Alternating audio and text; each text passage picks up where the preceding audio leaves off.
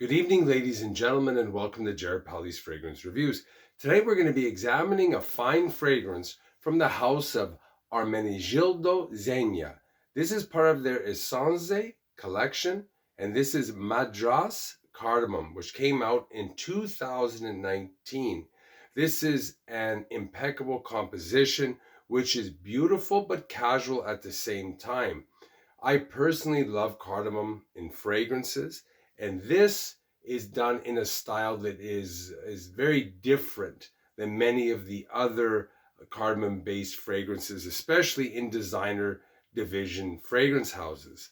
Madras Cardamom is very elegant, it's sleek, it's sophisticated, mature, and I think what distinguishes this fragrance from other cardamom fragrances is the coffee and peppery notes.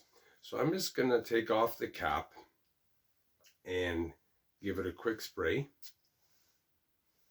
Initially, you get a very lovely cardamom, peppery, sweet scent, but it is not overly done. And there is a definite sharp note of coffee, but the opening spray is gorgeous. As it dries down, the coffee starts to become smoother, and this note seems to kind of become combined with the cardamom and peppery notes that take on a very unique scent of its own. Later on, you start to detect some type of ambroxan note, but ambroxan is just in the background. And ambroxan to me is a note that when it's in a fragrance, it has to be done just right, because sometimes it can take over the fragrance and it becomes overbearing.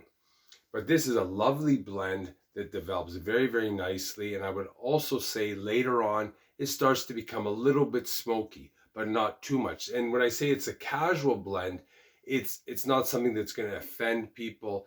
It's a very sophisticated, confident scent.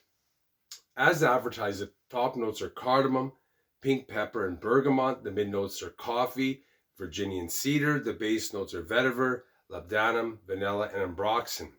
So two notes I want to quickly talk about. The first one is cardamom, which is a spice. Its scent profile, it's sweet, it's spicy, it's warm, it's resinous, aromatic, and at times bitter. It's one of my favorite notes in fragrances. And what also is interesting about it, it's the third most expensive spice on the market. The only two spices that are more expensive are vanilla and saffron. Second note I want to briefly mention is ambroxan, which is a synthetic note, which is sweet, dry, ambery, and musky, and can be very powerful in the fragrance. And as I mentioned before, it can overtake a fragrance, and in my opinion, sometimes ruin fragrances. So if it's used a little bit, just like neroli, it's okay. But if there's too much, it's not for my liking. Final verdict on this, I give it 2 thumbs up. It's a very beautiful fragrance from this Italian house. My body always works exceptionally well with cardamom, spicy, oriental fragrances. It projects very well off me. I have great longevity. Whereas some people say they didn't get the greatest performance from this, I personally do. And this is again where you have to try before you buy and see how it works with your body chemistry, because that and your body temperature, because that is a major factor in wearing many fragrances. This is a moderately expensive fragrance. It is not $500-600 a bottle, but it is not designer level. It's somewhere in between depending on where you are. Lastly, I love the spiciness, the cardamom note, and the coffee note in this fragrance, which I find very satisfying. And if you like those similar notes, I encourage you to try this one, because I do not think you will be disappointed.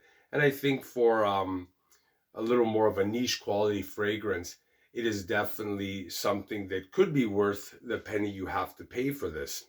The dollars you have to pay for this, sorry.